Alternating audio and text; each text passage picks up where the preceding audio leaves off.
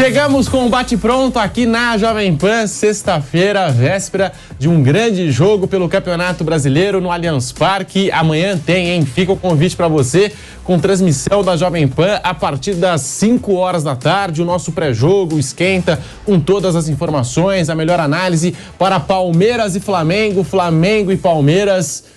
O Verdão que vem pressionado, apenas uma vitória nos últimos 5 jogos. É o pior momento de Abel Ferreira desde 2021, como a gente destacou ontem aqui no programa. E o Flamengo, que vem em boa fase com o Jorge Sampaoli, mas tem aquela rivalidade, né? E também fica a pergunta, será que o Flamengo não entra um pouco mordido pelo que aconteceu na última decisão em Montevidéu, da Libertadores da América? Torcedor já preparando faixa de um lado, torcedor do Palmeiras também preparando a sua festa, a sua provocação. É amanhã, Palmeiras e Flamengo, e você vem com a gente aqui na Jovem Pan. Já deixando o seu like no canal do YouTube Jovem Pan Esportes. Bate-pronto começando com Mauro César, Vanderlei Nogueira, Vampeta, Fábio Piperno. Mauro César, amanhã, Palmeiras e Flamengo no Allianz Parque. O que esperar desse jogo, Mauro? Boa tarde a todos. Eu acho que primeiro esperar as escalações, né? Para ter uma ideia de como os dois times dois técnicos, né? Vão tratar esse confronto, né? Porque aqui no Brasil, como já falávamos ontem, né? Existe uma situação que eu considero bizarra, que é a Copa ser prioridade em detrimento do campeonato. Então, teremos possivelmente... Todo mundo vira Renato Gaúcho nessas horas, né? Ou quase todo mundo.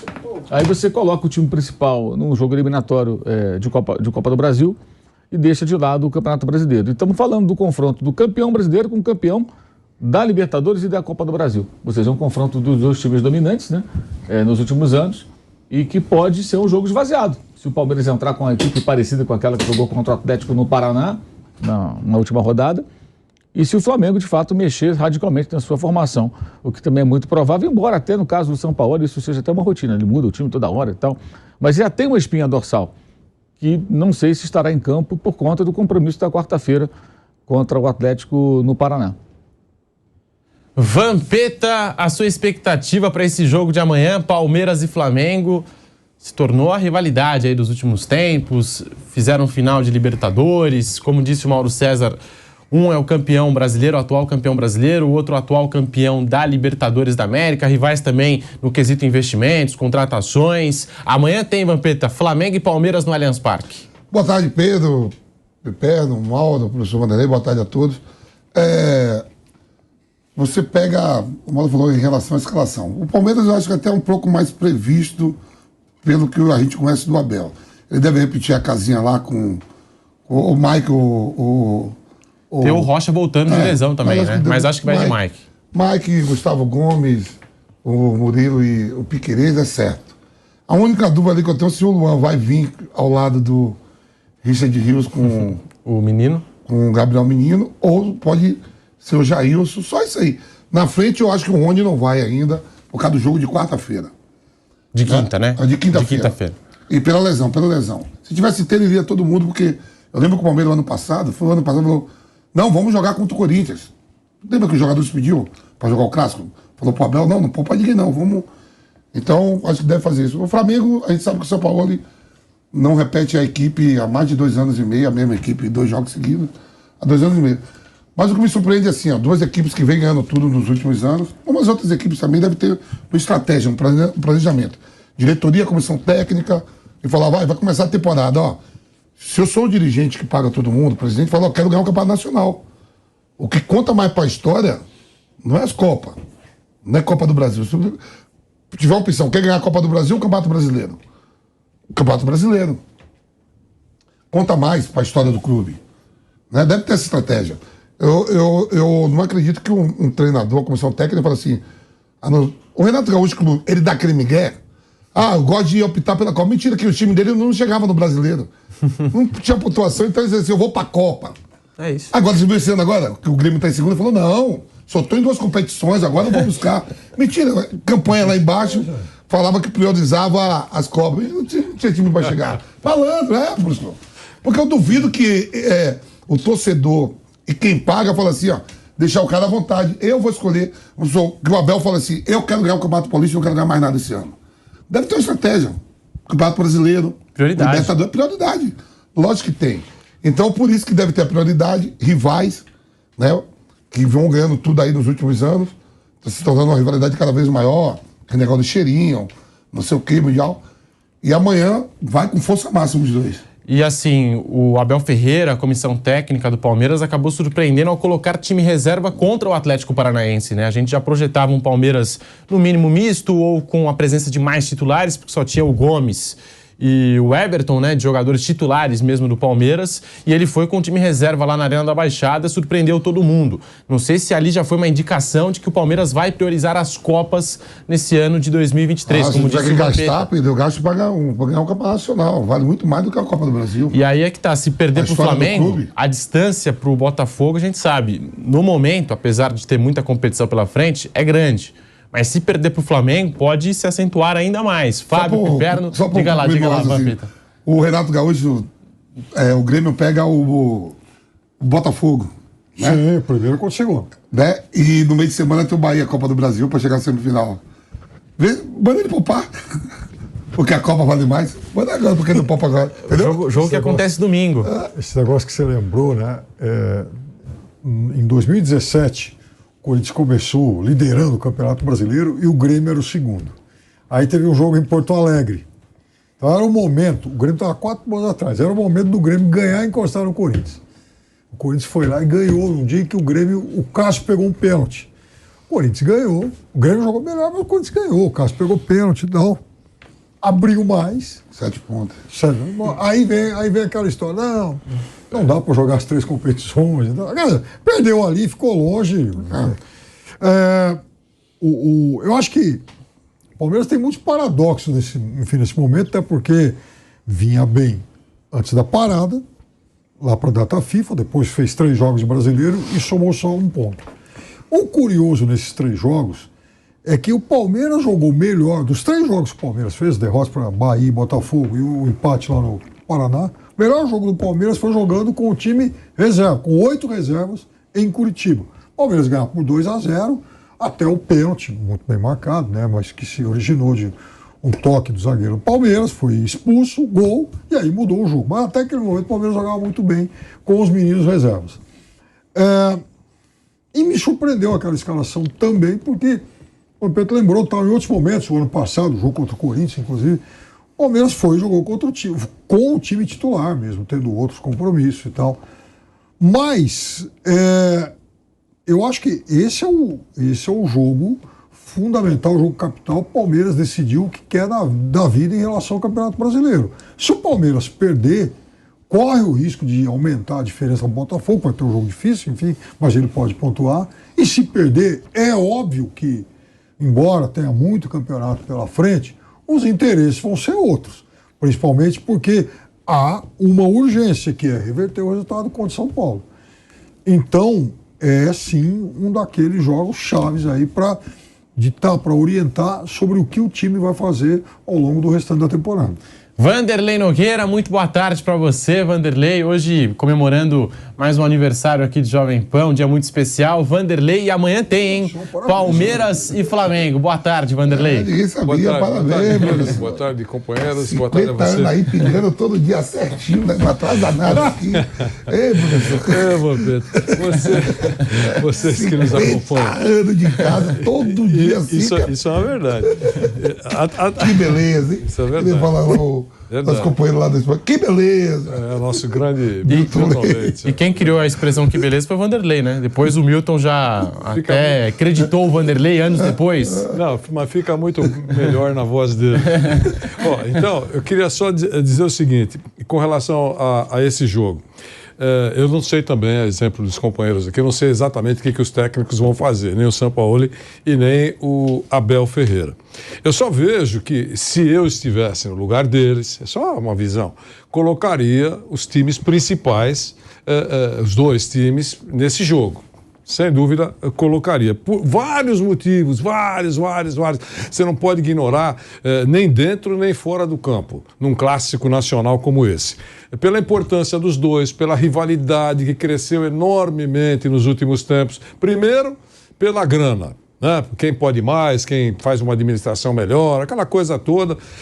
São duas torcidas importantes. Tudo isso a gente sabe por quê, né? Briga dentro do campo com relação a quem ganha mais, quem conquista mais, enfim. A gente sabe que isso vai alimentando uma rivalidade e nas torcidas, em ambas as torcidas, isso contamina, sem dúvida, contamina. É a rivalidade que é uma espécie de combustível do futebol, sem dúvida alguma. Então eu acho isso, eu colocaria as duas equipes principais. Nos últimos tempos, nós tivemos capítulos novos nessa história, né? Tivemos esse capítulo do sistema, dito pelo professor João Martins, foi endossado pela presidência do Palmeiras, houve uma nota oficial, né, da CBF, depois houve uma nota oficial do Flamengo, perdão, do Palmeiras. Da CBF, uma entidade dando uma estilingada na outra, né? Teve entrevistas, a presidente, inclusive, deu uma entrevista, na minha visão, claro, respeitando as opiniões contrárias, incoerente. Ela isenta a CBF e bate no departamento de arbitragem. Estão absolutamente. Se não funciona, se tem sistema, se tem esse negócio todo, a CBF está nesse balaio. Você não pode só colocar o departamento de árbitros. Então eu acho que aí ela bateu e assoprou. Mas essa é um outro capítulo aí.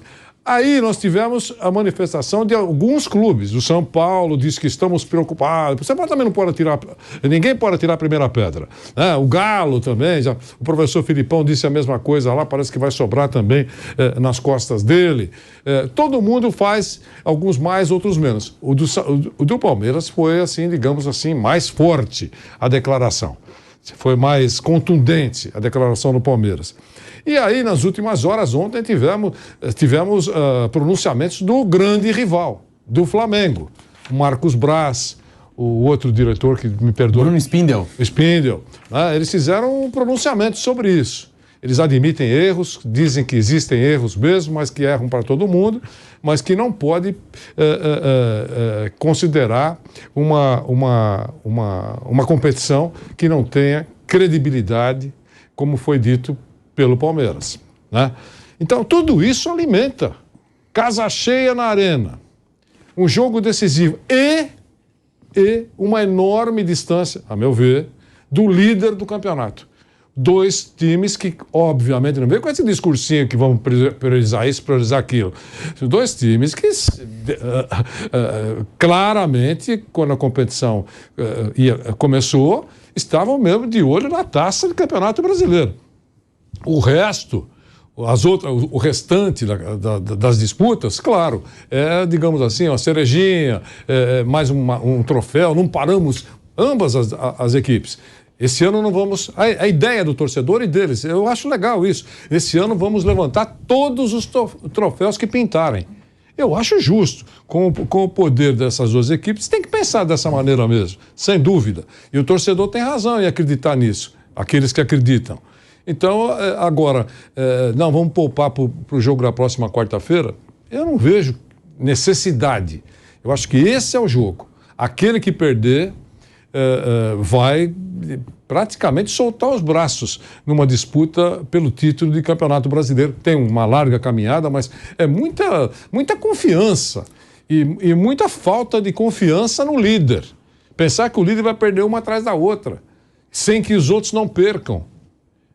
Eu acho que é muito perigoso, tanto para um como para outro. E olha, eu estou preocupadíssimo com a noite infernal que o Abate, o árbitro, vai passar.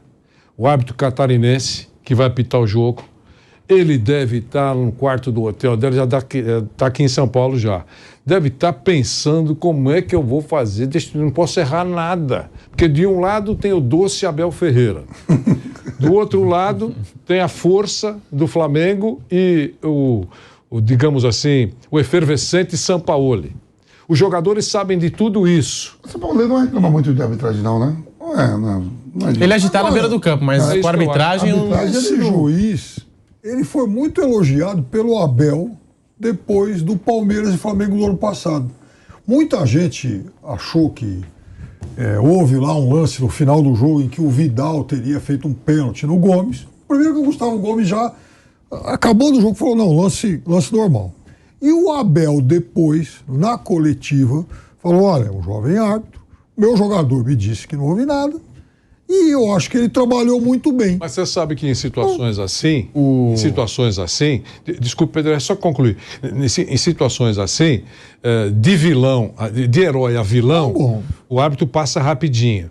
E foi muito interessante porque o Klaus, que é o árbitro preferido no sentido de que gosta muito da maneira como ele apita pelo Abel, vai apitar o jogo do São Paulo.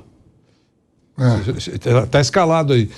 Vai apitar o jogo de São Paulo. Significa que ele não vai, na minha visão, ser o árbitro do próximo jogo.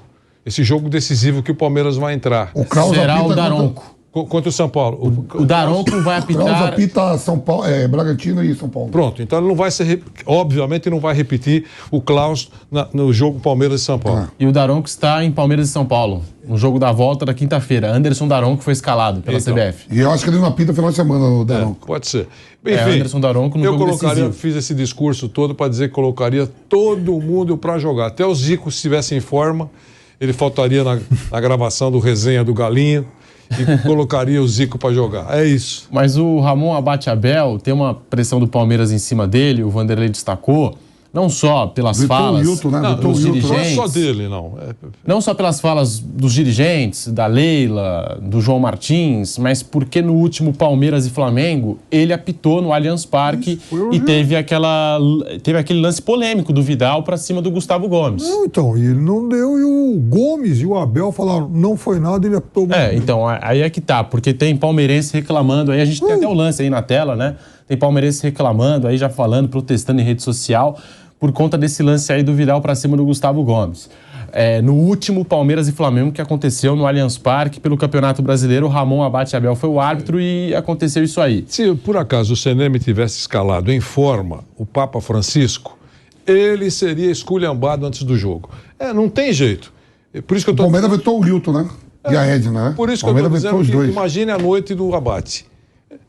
Porque é ruim mesmo. Ele sabe que o jogo tá muito alimentado por todo esse clima dos últimos dias. Então, para ele não vai ser fácil, não. Tomara que faça uma boa arbitragem. O Vanderlei falou do doce Abel Ferreira e do estilo inquieto de Jorge Sampaoli. É o primeiro encontro dos dois técnicos aqui no futebol brasileiro. Jamais se enfrentaram. Aqui no futebol brasileiro... Sim. Eu não lembro de ter visto. O Sampaoli no Atlético Mineiro e o Abel no Palmeiras. 2-0, Atlético Mineiro no Palmeiras. É que naquela ocasião o técnico do Palmeiras ainda não era o Abel. Era o Cebola? Era o Cebola. O Abel Ferreira estava chegando ainda no Brasil. Aí depois tem que ver se não teve outro encontro, mas naqueles 3-0 do Palmeiras... Naqueles 3-0 do Palmeiras, pra cima do Galo, o técnico era o Cebola, não era o Abel ainda. O Abel chegou a acompanhar as tribunas, estava chegando no Brasil ainda. É isso mesmo, a produção me confirma. Então o jogo foi 2-0 Atlético Mineiro e Palmeiras lá. Foi cheio. O Patrick de Paula expulso. Acompanhou a tribuna o Abel Ferreira. Mas aí não... Acompanhou a tribuna, então não conta como duelo em campo, né? Os dois à beira do gramado. Lado a lado, vai ser bonito, hein?